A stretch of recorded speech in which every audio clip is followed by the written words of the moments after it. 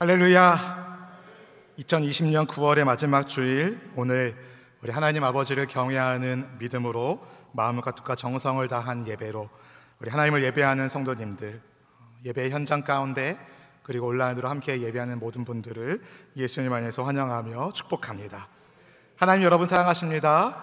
여러분도 주님 사랑하시면 두 손 들고 아멘. 여러분의 사랑을 하나님이 기쁘게 받으신 줄로 믿습니다. 지난 목요일에 방금 우리 온라인 줌을 보는 것처럼 우리 교회 지구회장님들과도 온라인으로 코이노니아를 가졌습니다. 제한적이었지만 그렇게라도 얼굴 뵈니까 얼마나 반갑고 더 보고 싶던지요. 하루속히 코로나19가 완전 종식되어서 우리가 얼굴과 얼굴을 맞대고 서로를 좀 축복하고 격려하고 세우고 함께 하나님을 예배할 수 있는 그날이 속히 오기를 기도합니다. 여러분, 이제 며칠 후면 추석 명절인데요, 코로나19 감염병 예방을 위해서 비록 몸은 떨어져 있어야 하지만 마음만큼은 서로를 보듬어 안을 수 있는 우리 가족들 되기를 축복합니다. 우리 온라인으로 예배하는 성도님들 한번 줌 한번 띄워주시겠어요? 우리 축복한다고 사랑한다고 박수 한번 하겠습니다. 축복합니다. 사랑합니다. 여러분, 우리를 사랑하셔서 우리를 예수님의 피로 그 죄에서 해방시켜 주신 아버지 하나님께서 우리 한 분 한 분을 향한 선한 계획을 가지고 계셨습니다. 여러분 한 분 한 분이 주님 나라의 제사장이고 주님 나라의 소망인 줄로 믿습니다. 이 시간 예배할 때에 우리를 사랑하시는 예수님의 보혈의 피를 의지하여 하나님의 은혜의 보좌 앞에 나아가는 은총을 입기를 소망하며 우리 모든 영광과 존귀와 찬송을 주님께 올려드리는 마음으로 함께 찬송하며 주님께 영광 드리겠습니다. 우리를 사랑하사 그의 피로 우리를 죄에서 해방하시고 아버지 하나님을 위하여 우리를 나라와 제사장으로 삼으신 주, 영광과 존귀와 능력이 우리 주님께 있음을 고백합니다. 영광과 능력이 세세토록 있기를 원하노라.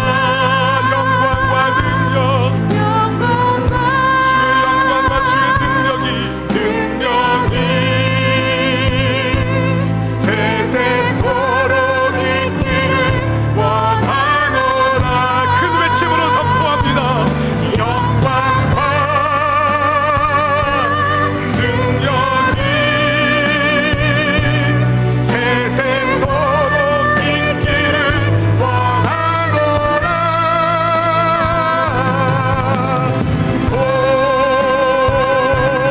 볼지어다 주가 구름 타고 오시리라. 주가 구름 타고 오시리라. 우리를 사랑하사 그의 피로 우리를 사랑하사 그의 피로 우리를 죄에서 해방하시고 아버지 하나님을 위하여 우리를 나라와 제사장으로 삼으신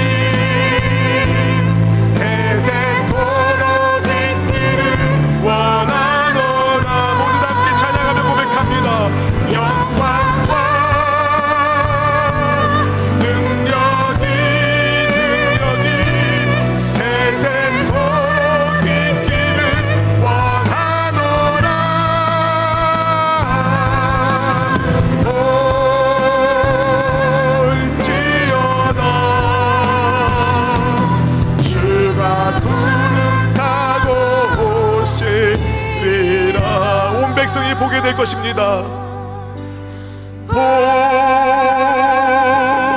볼지어다 주가 구름 타고 오시리라.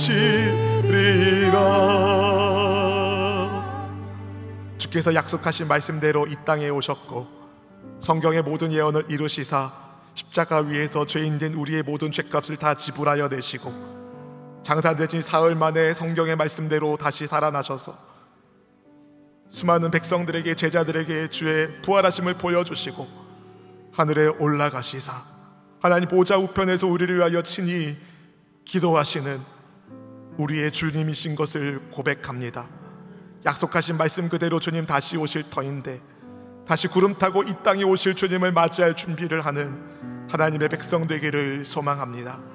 하나님, 이 시간 주의 나라 백성들이 있는 처소에서 주의 영광을 구하며 하나님 아버지를 예배하오니 예배하는 곳간마다 공간마다 성령 하나님 임재하여 주시고 충만하게 하여 주셔서 하나님의 영이 역사하는, 기쁨의 영이 역사하는 은혜를 더하여 주옵소서. 이 시간 성령 하나님을 환영합니다. 인정합니다. 모셔드립니다. 오직 하나님의 뜻대로 부름받은 모든 백성들이 영과 진리로 예배하여 주의 얼굴을 뵙게 하여 주시고 주님 만남으로 이 땅의 모든 문제들이 해결받고 땅에서 푸는 하나님의 역사로 인하여 하늘에서도 풀리는 은혜를 입게 하여 주옵소서. 이 부족한 종을 하늘 제단 숯불로 입술을 지져주셔서 오직 살아있고 운동력 있는 하나님의 말씀이 온전히 전파되게 하여 주시고 전하는 저와 받으시는 성도님이 함께 코람되어 주 앞에 섬으로 주의 기쁜 예배자가 되게 하여 주옵소서. 우리의 예배를 주님 홀로 영광 받으시기를 원하오며 만세 전부터 우리를 예정하시고 사랑으로 이끌어주시는 그리스도 예수님의 이름으로 간절히 축복하며 기도하옵나이다. 아멘. 아멘. 하나님 여러분 사랑하십니다. 여러분도 어제보다 오늘, 오늘보다 내일 하나님을 더 사랑하는 은혜가 있기를 주의 이름으로 축복합니다. 19세기 러시아 문학을 대표하는 작가 톨스토이가 사람은 무엇으로 사는가란 책을 썼습니다. 굉장히 유명한 작품인데요, 생각만큼 읽은 사람이 많은지는 잘 모르겠습니다. 기회가 되시면 이번 추석 명절 때 성경책과 버타여서 한번 읽으시면 굉장히 좋을 것 같아요. 톨스토이는 그 책에서 사람의 마음에는 무엇이 있는지, 사람에게 주어지지 않은 것은 무엇인지, 사람은 무엇으로 사는지를 그리고 있습니다. 잠깐의 줄거리를 말씀드린다면 가난한 구두수송공 시몬이 외투 한 벌을 아내와 번갈아 입을 정도로 아주 가난한 인생을 살고 있었습니다. 겨울이 오기 전에 시몬은 3루블의 돈을 겨우 모을 수 있었고 그의 생각에 그가 마을 동네 농부들한테 빌려준 오불을 받으면 양 가죽을 사서 겨울 외투를 만들 수 있을 거라는 예상을 했습니다. 그런데 돈을 빌려간 사람들이 이런저런 사정으로 돈을 갚을 수가 없는 겁니다. 어쩔 수 없이 외상으로나마 양가죽을 사려고 했는데 상인은 외상으로는 절대 팔 수 없다고 말하는 겁니다. 마음이 상심한 시몬이 술 한 잔 걸치고 돌아가는 길에 길 모퉁이에 있는 예배당 옆에 어떤 사람이 벌거벗은 채 있는 것이 눈에 보였습니다. 겁이 덜컥 난 시몬은 그 자리를 피했지만 곧 내면에서 이런 양심의 소리가 들려왔습니다. 추위에 떨고 있는 사람을 보고 그냥 지나가면 어떻게 하는가. 그 양심의 소리를 들은 시몬이 발길을 돌려 벌거벗은 젊은 남자에게 다가갑니다. 자기 외투를 벗어 입히고 집으로 데리고 옵니다. 시몬의 아내가 술 마신 시몬에게 양가죽 살 돈으로 술 마셨냐며 화를 벌컥 냅니다. 시몬이 자초지정을 설명하고 나서야 아내의 마음이 풀리는데요, 시몬의 아내가 그날 저녁에 마지막 남은 빵을 구워서 자기 집에 온 그 젊은이에게 건네줍니다. 그 순간 이 젊은이가 환하게 웃었습니다. 자기 이름을 미하일이라고 밝힌 이 젊은이는 시몬의 집에서 함께 살게 되었는데요, 시몬으로부터 구두 수선하는 일을 배웠습니다. 청출어람, 미하일의 솜씨가 너무 훌륭해서 덕분에 구두방이 소문난 구두방, 번창하게 되었습니다. 그러던 어느 날 한 부자가 비싼 가죽을 가져와서 1년 동안 신어도 튼튼한, 찢어지지 않는 좋은 구두를 만들어 달라고 주문을 합니다. 그런데 미하일이 그 비싼 가죽으로 샌들을 만드는 거예요. 시몬이 깜짝 놀랐습니다. 아니, 이렇게 비싼 가죽으로 구두를 만들어야지 왜 샌들을 만드는가? 그런데 얼마 후에 부자의 하인이 찾아와서 이렇게 말하는 겁니다. 주인 어르신께서 돌아가셔서 더 이상 구두는 필요하지 않습니다. 대신에 죽은 어르신께 신겨드릴 샌들을 필요합니다. 하인이 미하일이 만든 샌들을 가지고 돌아갑니다. 그때 미하일이 한 번 더 미소를 지었습니다.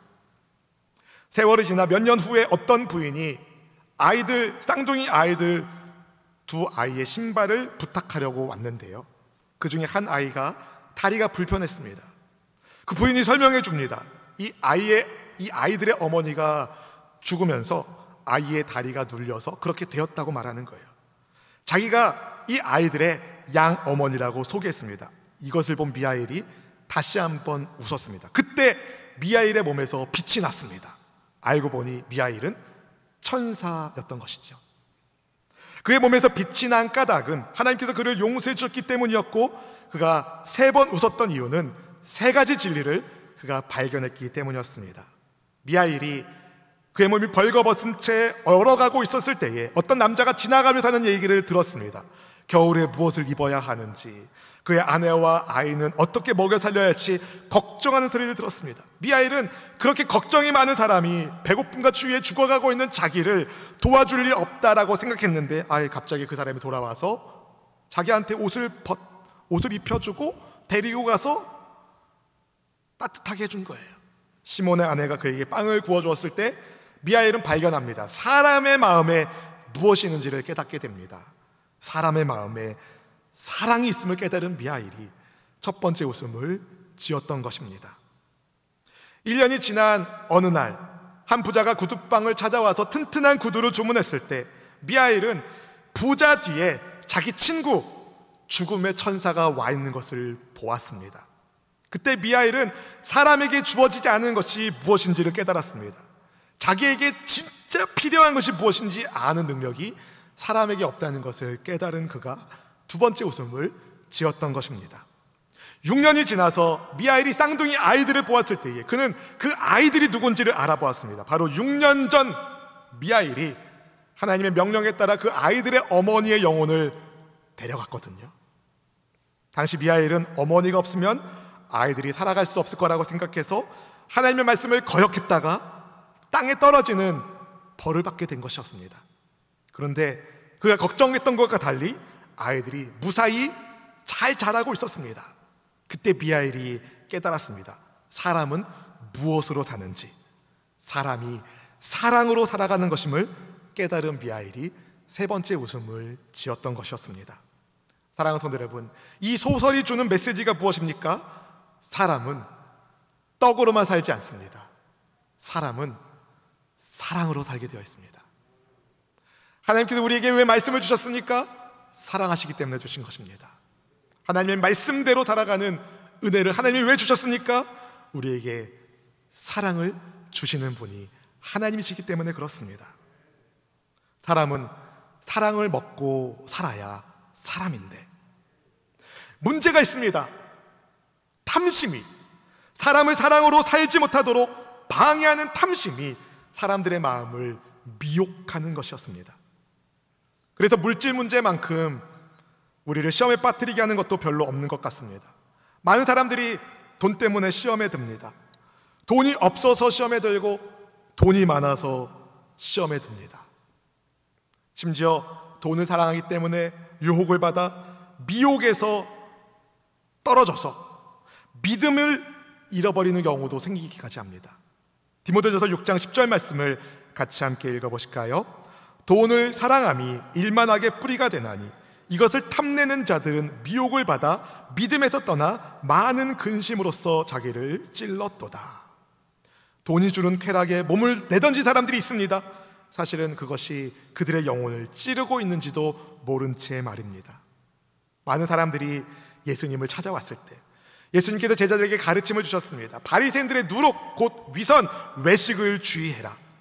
몸을 죽이는 것 외에는 능히 아무것도 하지 못하는 다른 그런 사람들을 두려워하지 말고 영혼을 심판할 수 있는 권세 있는 하나님을 경외하라.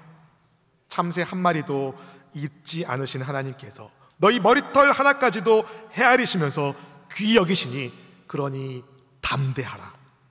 나를 시인하는 그 사람을 위하여 내가 하나님의 사자 앞에서 그를 시인하겠다. 복음으로 인하여 어려움을 겪어도 두려워하지 말아라. 성령께서 주시는 말씀을 증거하라. 그러던 중에 우리 가운데 어떤 사람이 예수님께 찾아와서 한 가지 요청을 드렸습니다. 본문의 13절 말씀을 같이 읽어보실까요? 무리 중에 한 사람이 이르되 선생님 내 형을 명하여 유산을 나와 나누게 하소서 하니. 아마도 이 사람의 부모님께서 유산 정리를 못한 상태에서 갑자기 돌아가신 것 같이 보입니다. 유산 문제로 형제간에 문제가 생긴 것이죠. 당시 랍비들은 삶의 모든 영역에서 존경과 대우를 받았는데요, 어떤 법적인 사건과 유산 분쟁을 해결하는 일도 랍비들이 하던 일이었습니다. 그래서 예수님을 랍비로 여긴, 선생님으로 여겼던 무리 중에 한 사람이 예수님을 찾아와서 형에게 말씀 주셔서 유산을 좀 나와 나누도록 해달라고 요청을 드린 것이었습니다. 그는 예수님께서 유산과 관련해서 자기 손을 들어주기를 바랬을 것입니다. 그런데 예수님이 의외의 말씀을 하시는 거예요. 본문의 14절 말씀을 함께 읽어보실까요? 이르시되 이 사람아 누가 나를 너희의 재판장이나 물건 나누는 자로 세웠느냐 하시고. 예수님은 유산 상속 문제를 해결하는 것보다 훨씬 더 중요한 본질적인 문제를 보고 계셨습니다. 보다 본질적이고 근원적인 문제를 예수님은 다루기를 원하셨습니다. 그것은 바로 탐심의 문제였습니다. 본문의 15절 말씀을 같이 읽어보실까요? 그들에게 이르시되 삼가 모든 탐심을 물리치라. 사람의 생명이 그 소유에 넉넉한 데 있지 아니하니라 하시고. 예수님께서 왜 갑자기 삼가 모든 탐심을 물리치라고 말씀하셨을까요? 주님 보시기에 탐심에 빠져서 생명의 길을 벗어난 사람들이 너무 많이 있는 것입니다. 그들이 너무 안타까우셨기 때문이었습니다. 사실 탐심의 문제는 유산 문제를 해결받기 위하여 예수님을 찾아온 그 사람만 가지고 있는 문제는 아닙니다. 바로 오늘 우리의 문제이기도 합니다. 여러분, 탐심이 무엇입니까? 실제보다 필요보다 더 많은 것을 가지고 싶은 욕심이 탐심입니다. 세상은 그래요. 더 많은 것을 가지고 있으면 더 행복하다, 더 많은 것을 소유하면 더 행복할 것이라고 광고합니다. TV를 한번 들어보시고 광고를 한번 봐보십시오. 저 차를 타면 되게 좋을 것 같고, 저 집에 살면 되게 좋을 것 같고, 저 음료수를 마시면 엄청 건강해질 것 같고, 그런 광고가 보이지 않습니까? 더 많은 것을 가지면 더 행복하실 것이라고 광고하고 있지만, 많은 것을 가지면 더 많은 것을 바라고, 더 많은 것을 바라는 마음이 바로 탐심의 마음입니다. 많은 것을 소유하고 있으면 행복할 것 같지만 그렇지 않습니다. 그래서 주님은 헛된 탐심을 경계하게 하시고 버리라고 말씀하시는 겁니다. 우리 성도님들은 탐심이 제거된 믿음의 그릇을 준비하여 하나님이 부어주시는 축복을 고스란히 받아서 나누고 넘치는 삶을 살 수 있기를 주님의 이름으로 축원드립니다. 하나님은요, 우리의 필요를 아시는 분이십니다. 우리가 쓸 것을 채워주시는 분이 우리 하나님이십니다. 누가복음 12장 29절 30절 말씀을 함께 같이 읽어보실까요? 너희는 무엇을 먹을까 무엇을 마실까 하여 구하지 말며 근심하지도 말라. 이 모든 것은 세상 백성들이 구하는 것이라. 너희 아버지께서는 이런 것이 너희에게 있어야 할 것을 아시느니라. 아멘, 아멘. 하나님은 아십니다. 우리에게 있어야 할 것이 무엇인지를 아십니다. 우리의 필요를 하나님이 아십니다. 그리고 그 필요를 은혜로 채워주십니다. 예수님께서 사람의 생명이 그 소유에 넉넉한 데 있지 않음을 어리석은 부자 비유로 말씀하여 주시는데요, 한 부유한 농부가 있었습니다. 한 해 농사를 엄청 잘 지었습니다. 소출이 어마어마했어요. 오죽하면 곡식을 쌓아둘 곳이 부족해서 기존의 곡식 창고를 다시 허물고 지어야 할 정도가 되었습니다. 그런데 이 사람이 착각하고 있는 것이 있었습니다. 많이 소유하면 소유할수록 그의 영혼이 편안히 쉬고 먹고 마시고 즐거워할 수 있다는 착각을 하고 있었습니다. 본문의 19절 말씀을 함께 읽어보실까요? 또 내가 내 영혼에게 이르되 영혼아 여러 해 쓸 물건을 많이 쌓아두었으니 평안히 쉬고 먹고 마시고 즐거워하자 하리라 하되. 여러분, 예수님의 비유에서 등장하는 이 부자는요, 세상적인 관점에서는 나름대로 분별력 있는 사람입니다. 미래를 잘 준비하는, 대비하는 사람처럼 보입니다. 능력도 탁월해서 소출도 많이 거둘 수 있었습니다. 유능한 경영가, 부자인 이 사람이 소출이 많아진 것으로 기뻐하고 또 크고 더 넓은 곳간을 짓겠다는 계획을 세운 것은 잘못된 기쁨과 잘못된 계획은 아니었습니다. 소출이 많아졌으니까 그것을 보관할 더 큰 곳간을 짓겠다는 것은 잘못된 계획은 아니었습니다. 문제는 그가 내세를 준비하지 않았다는 것이었습니다.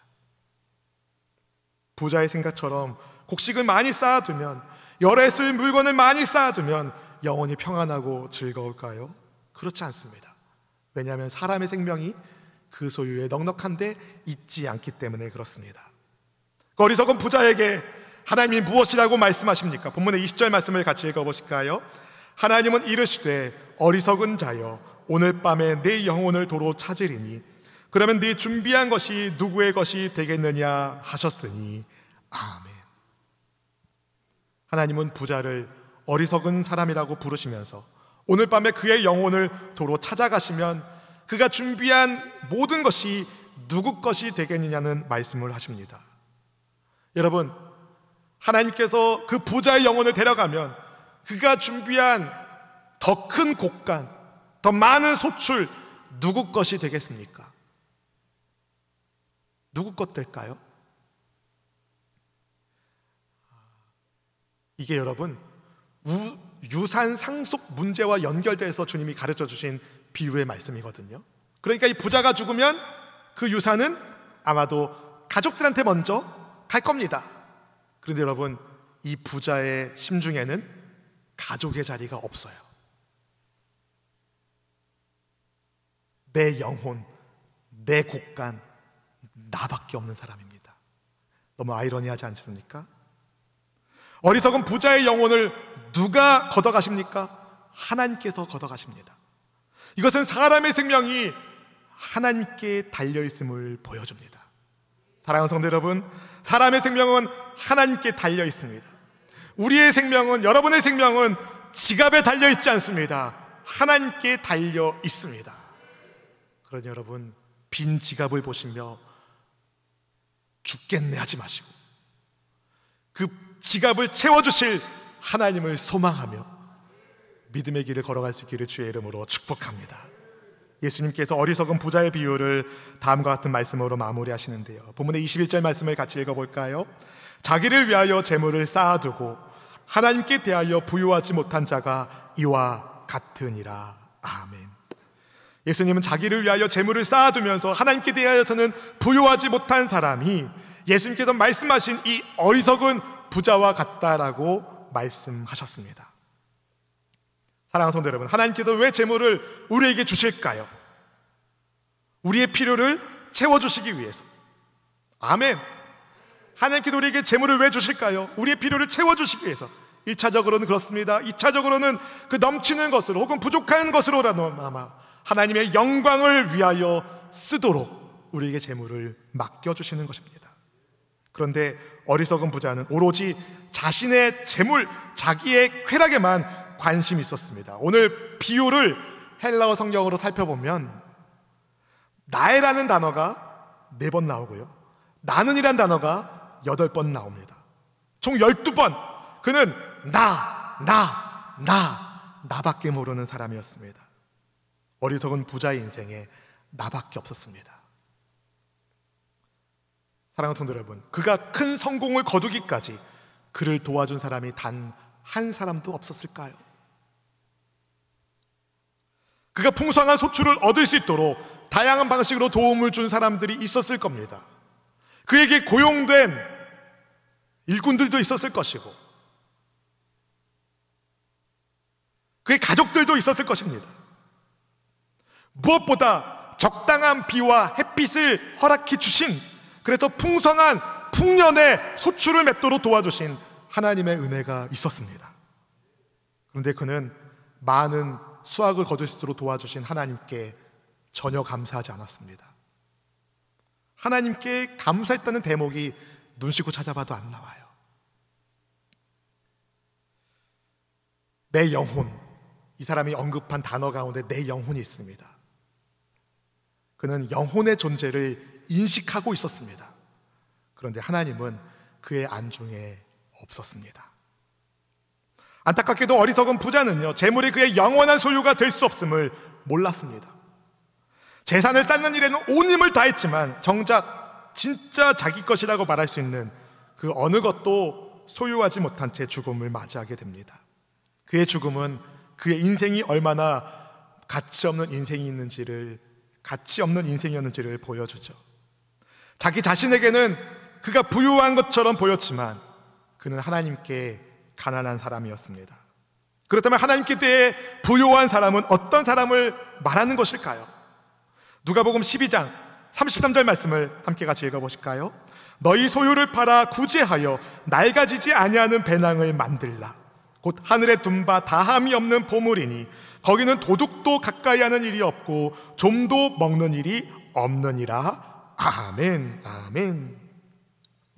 축복의 통로로 물질을 사용하는 사람, 하나님께서 주신 재물을 주님의 뜻을 성취하는 일에 쓰는 사람, 하나님을 사랑하는 마음으로 이웃을 사랑하며 돌보는 그가 하나님께 대하여 부요한 사람입니다. 성경은 가난을 아름답다라고 미워하지도 않고 부를 죄라고 정죄하지도 않습니다. 성경이 경계하는 것은요, 누가 주인인가, 누가 왕이신가입니다. 물질이 주인 되는 인생 망합니다. 하나님이 주인 되신 인생 흥하게 되는 줄로 믿습니다. 성경이 경계하는 것은 그런 것입니다. 물질의 주인이신 하나님을 망각하고 살아가는 삶, 하나님 없는 삶, 그래서 성경은 경계합니다. 사랑하는 성도 여러분, 사람의 생명이 어디에 있습니까? 하나님께 있습니다. 우리 주님께 있습니다. 생명을 주시기도 하고 생명을 거두시기도 하는 분이 우리 하나님이십니다. 그래서 하나님께서 요한아 이제 그만하고 올라와라 하면 다 놓고 가야 합니다. 저를 잡으시고 싶어도 잡히지 않아요. 하나님이 요한아 이제 그만하고 올라와라 하면 가야 됩니다. 하나님께서 이제 그만 올라와라 하면 다 놓고 가야 합니다. 여러분, 놓고 가야 할 그것을 하나님께 구워드리는 비법이 있습니다. 비법입니다. 다시 말씀드립니다. 이 땅에 놓고 가야 할 그것을 하늘에 하나님께 구워드리는 비법이 있습니다. 궁금하시죠? 안 궁금하시면 그만할까요? 여러분, 비법, 그것은 바로 어려움 중에 있는 이웃을 돕는 것입니다. 잠언 19장 17절 말씀을 같이 읽어보실까요? 가난한 자를 불쌍히 여기는 것은 야훼께 구워드리는 것이니 그의 선행을 그에게 갚아주시리라. 아멘, 아멘. 하나님께 구워드리는 것, 베풀고 나누는 것입니다. 특별히 되갚을 수 있는 능력이 없는 가난한 사람을 도울 때에 하나님이 그 모든 것을 갚아주시겠다고 약속해 주셨습니다.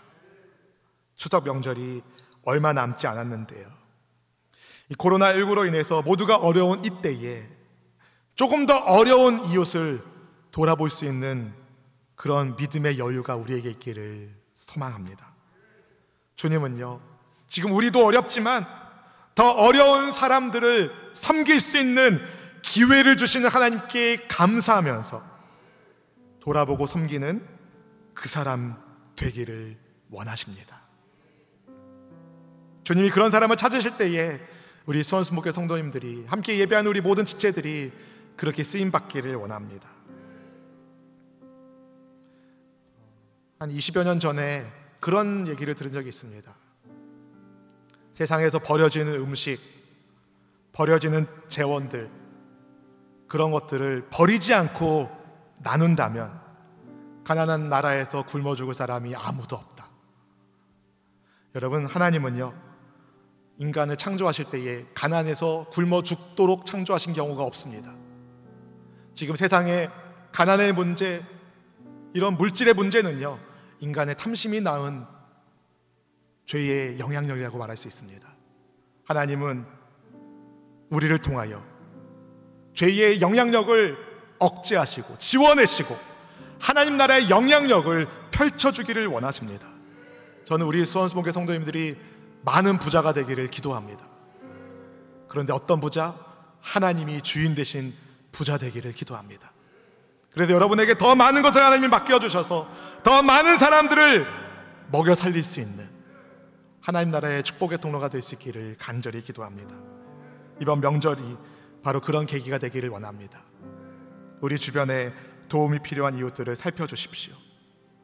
여러분 주변에 도움이 필요한 이웃들을 살펴주십시오.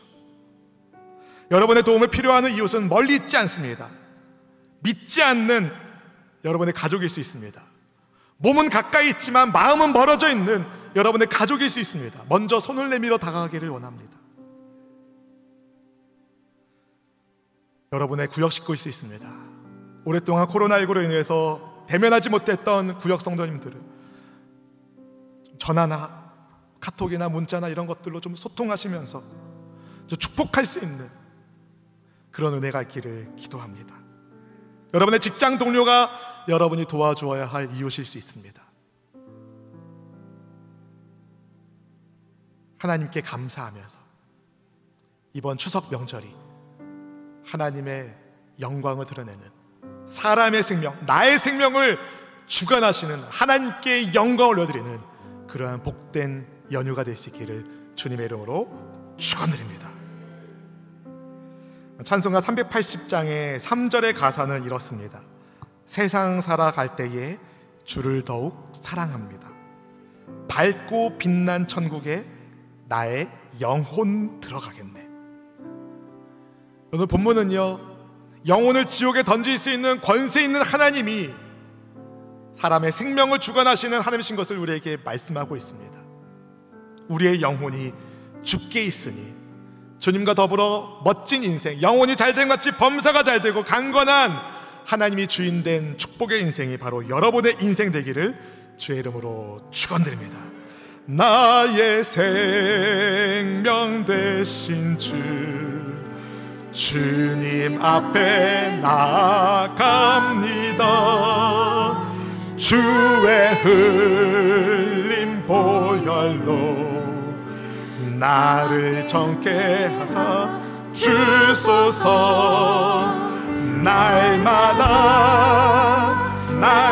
날마다 주를 찬송하겠네. 주의 사랑 줄로서 나를 굳게 잡아내소서. 괴로운 세상 지낼 때 나를 인도하여 주소서. 주를 믿고 나가면